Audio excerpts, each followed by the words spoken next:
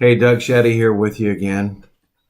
Um, I just have, well, I don't know if I have just one more thing. I have lots of things, but I want to kind of wrap up this Jeremiah 29 thought and hopefully put a bit of an emphasis on why this is so important to the Lord, why this is such a season that we really need to take advantage of. Because there's something coming. If we've learned anything, we've learned that the purposes of God are designed to produce a harvest. They have a yield. And the Lord is after something in his people that this season is designed to bring us in contact or open up to us our eternal purpose, and to enable us to walk in our destiny, to get free from every limitation that has hounded us from the past, every mistakes that we've made, so we don't just keep going around the mountain, but we actually come into the promised land. And so the Lord asked me a question one time to help put things into perspective for me that I'm going to share with you. And he made it in reference to the priesthood that had been established, the Aaronic priesthood. And he said, Doug, what do you think happened between the time that I originally ordained the priesthood through Levi and his sons and the digression that took place to where that the priesthood ended up being in such a state of immorality with Eli and his sons at the advent of Samuel? In the book of Samuel, you can read 1 Samuel, the story of Eli and his sons and the sins that they were committing. They weren't quasi-priests. They were the priests, the same priests that were established under the order of Aaron. Now let me put it in contrast or context. Aaron's sons were ordained. They were given instructions on what to do to function in the office of the priesthood.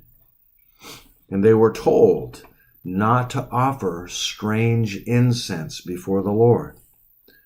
But we find in Leviticus chapter 10 that two of his sons, Nadab and Abihu, at the time to offer incense, the Bible says that now Nadab in Leviticus chapter 10 verse 1, now Nadab and Abihu, the sons of Aaron, took each of them his censer and put fire therein and put incense therein and offered strange fire before the Lord, which he commanded them not to do.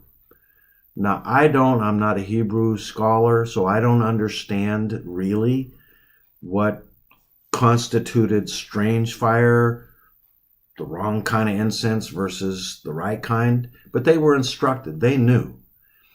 They were casual. They were careless. Oh, it doesn't matter. They were indifferent.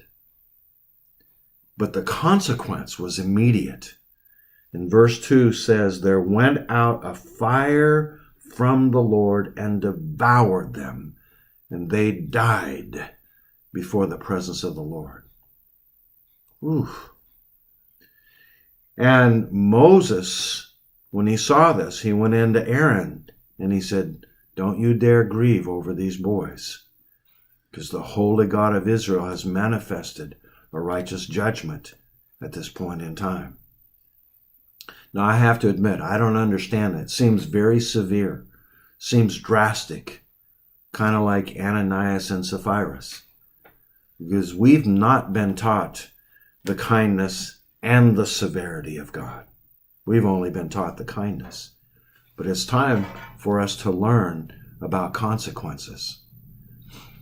And so the Lord said, do you understand the level of obedience that I required of the priesthood and acts of obedience received direct judgments. So how did it go from that to Eli's sons in 1 Samuel are committing fornication at the gate of the altar? They're having sex with women. They are taking money that doesn't belong to them. They're taking whatever they want and abusing every privilege of the priesthood with no consequences. No fire of God falling from heaven. No judgment being released. How did the priesthood go from immediate judgment all the way down to no judgment? How did that happen? And when the Lord asked me that question, I thought, wow, I don't know, Lord. And here's what he began to show me. He said, son, my desire was to always be with my people, to always be with them, but I am holy, and I cannot compromise who I am. And there can be nobody with me that's not like me. That's why only the high priest could actually go into the holy presence of God and not be consumed. And if there was a portion of him that was not properly covered in the rituals and done right, or I don't even know what his heart condition had to be like, but we do know that the Lord said they'll drop dead. And they tied a rope around the priests when they went in to pull them out in case they dropped dead. I mean, it wasn't like a fun job, I don't think, to be elected to. It had a lot of serious consequences attached to it. But here's what the Lord said. He said, in my mercy and my desire to be with my people, I began to make provision for their disobedience. And so what I saw in my mind's eye is I saw like a priest do something that he shouldn't do, and waiting for a judgment of God to fall, and nothing fell. Like, oh, okay. Well, I guess that's okay. Oh. But as a result of every provision of mercy, God had to take a step back away from them. And as they continued on in their disobedience, he stepped further and further away, until finally he was nowhere to be found, and they could just do whatever they wanted to do. As a matter of fact, in 1 Samuel chapter 4, verse 22, the condition was so devoid of God that when Eli and his sons arrogantly took the ark of the covenant out to battle, and they were slain, Eli and all of his sons, judgment came. There was a consequence. And the ark of God was taken by the Philistines, that in 1 Samuel chapter 4, verse 22, it is written that the glory of God has departed. Phinehas's wife was in childbirth when she found the news, and she named her son Ichabod, meaning the glory of God is no longer here. It's departed. And so the Lord said something there. He said, son, if you could understand that compromise and every level of disobedience, every carelessness, every casualness, every indifference that you allow to take over your life, I have to step further and further and further away. And after a while, I'm so distant from you that you don't feel me, you don't sense my presence, you don't know the reality of my love for you. And so that is kind of descriptive of this Laodicean church age. Every church age in Revelations 2 and 3 is a description of a time period.